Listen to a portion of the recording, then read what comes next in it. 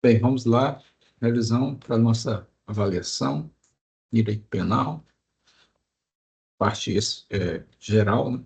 Direito penal. Vamos tratar um pouquinho ainda de ação penal, dosimetria da pena, tá bom? Bem, que faltou falar mais ou menos de ação penal, que nós precisamos saber, né? Quem são os titulares, quais são os princípios das ações penais, tanto da privada quanto da pública, os tipos de ações penais, quem são os titulares desse tipo de ação, né? Se é o promotor, se é o ofendido. No caso do ofendido não poder, quem são os titulares que o sucedem, artigo 31 do Código de Processo Penal. Tudo aquilo lá do perdão, renúncia, perempção, né? Tem gente esquecendo a perempção que foi lida em sala de aula, artigo 60 do Código de Processo Penal, que é uma das causas de extinção de punibilidade da ação penal. Tá bom? Então, essa questão toda aí envolvendo os princípios de ambas as ações e os autores, o tipo de peça, etc. Ok? Com relação à aplicação da pena, né?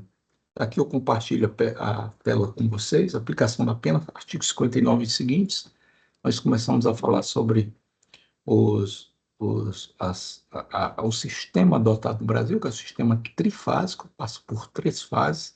A primeira fase é a fase de fixação da pena base, né? A pena base é fixada nos termos do artigo 59, o juiz atendendo a 8 fatores, são chamados circunstâncias judiciais, são esses 8 fatores, quais sejam, vamos aqui, ó, culpabilidade, antecedentes, conduta social, personalidade, motivos, circunstâncias, consequências e comportamento da vítima. São os 8, vai fixar as penas aplicáveis muitas cominadas. As cominadas é aquela mínima e máxima do que o legislador traz lá na individualização da pena no primeiro momento da individualização legislativa, né?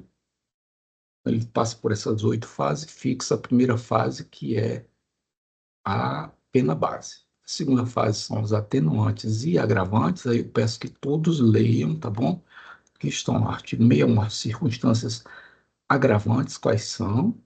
A reincidência, se o indivíduo é reincidente, nós vimos em sala de aula o que é um reincidente, é aquele que depois do trânsito em julgado de uma sentença penal condenatória, comete um outro crime, desde que não passados 5 anos desse trânsito, né? Agente cometido no motivo fútil e tal, tudo isso foi lido, são causas agravantes da pena. A segunda fase da aplicação da pena são as agravantes e as atenuantes. Depois que ele fala das agravantes, ele fala das atenuantes lá no 65.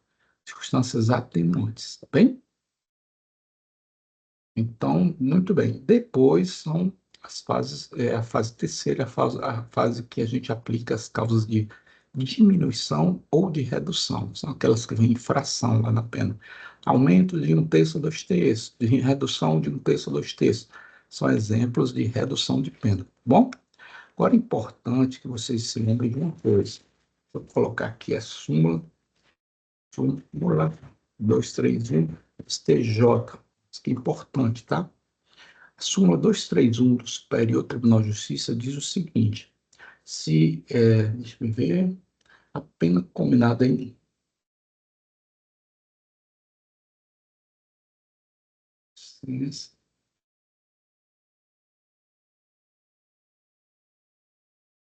Abrir aqui, gente, ler a súmula.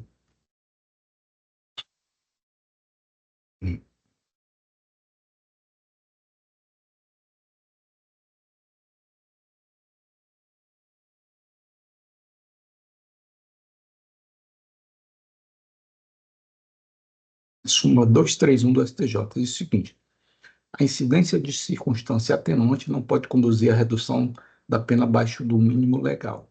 O que é que significa isso? Vamos lá. Primeira fase da aplicação da pena é a pena base. Nós usamos aqueles 8 argumentos, as 8 circunstâncias judiciais lá do artigo 59. Tem a pena base, que é a pena que eu fixo entre o mínimo e o máximo. Pego a pena base.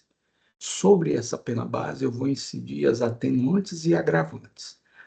A súmula 231 quer dizer o seguinte: se o juiz, na pena base, fixar como pena base a mínima, vou pegar o crime de furto.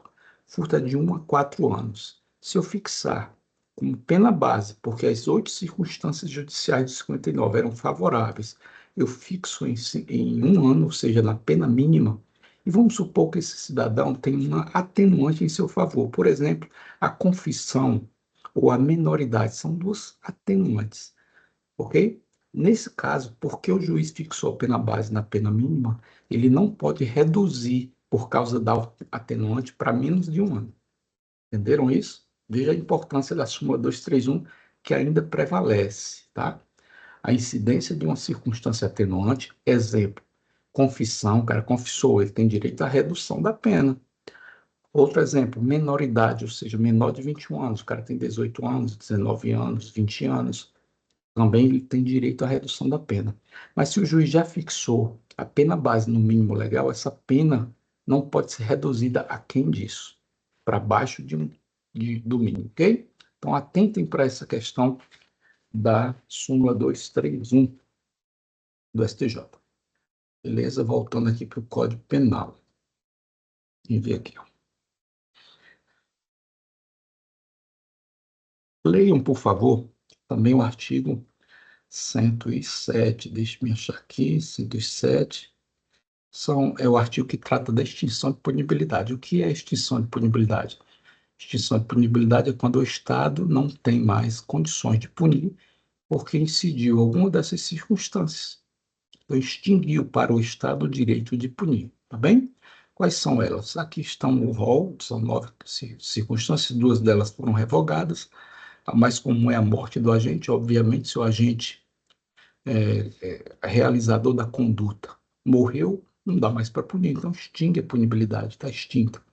Anistia, graça e indulto são concessões decorrentes do poder executivo, né?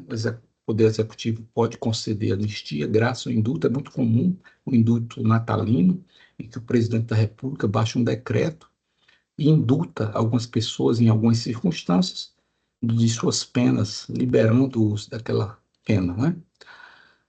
Pela retroatividade de lei que não mais considera o fato como criminoso, é a lex Mitchell ou a lex melhor. Se a lex nova abole o crime, abolisse o crimes, né? Não há mais o crime, evidentemente extingue-se a punibilidade. Prescrição é quando aquele prazo prescricional advém, então o juiz precisa considerar que não é mais punível. No caso, por exemplo, dos crimes de homicídio, a prescrição se dá em 20 anos. Decadência, nós já vimos, é quando o indivíduo tem um direito de ação penal privada e não faz dentro do prazo, em regra, de 6 meses, ou tem o direito na ação penal pública condicionado à representação, a representar e não faz dentro dos 6 meses, desde o momento que sabe quem é o autor do fato. Então, há o fenômeno da decadência, extingue a punibilidade. O juiz não pode mais punir, o Estado não mais pode punir. Artigo, a permissão é também a perda do direito de punir na ação penal privada apenas, tá, gente? Privada exclusiva e personalíssima. Ele está no artigo 60 do Código de Processo Penal, aqueles casos que a gente viu em sala de aula, permissão. Então, esses 3 casos aqui extinguem a punibilidade.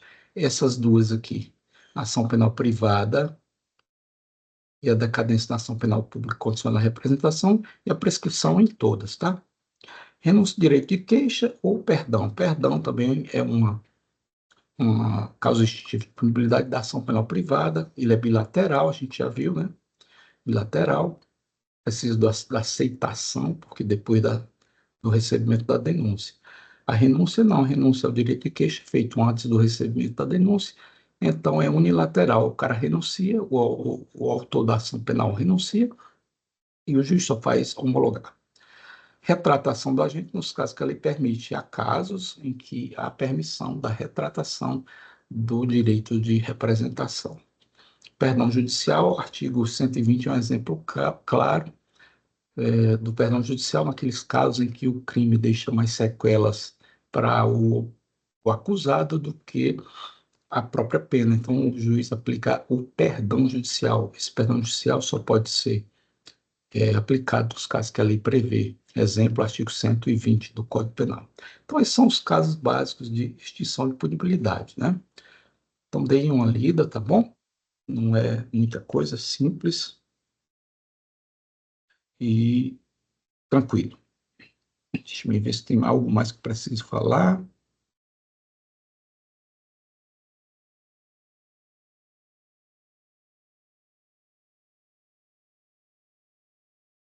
Bem, é isso mesmo. Basicamente é isso, né? Eu espero que todos leiam e se baseiem pelo que foi dado em aula e o que foi dado aqui. A nossa avaliação será dia 3, né? E eu vou, certamente, posteriormente a isso, fazer um novo vídeo em que vou resolver a prova com vocês, tá bem?